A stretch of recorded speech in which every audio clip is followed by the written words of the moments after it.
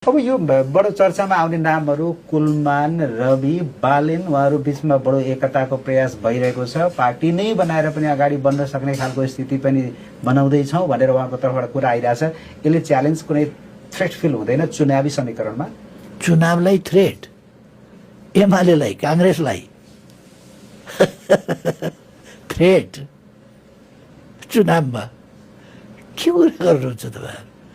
कुनै चिन्ताको विषय होइन। कथामा हुन्छ क्या, कथामा के हुन्छ भने यस्तो पराक्रमी बच्चा जन्मिन्छ, जन्मिने बित्तिकै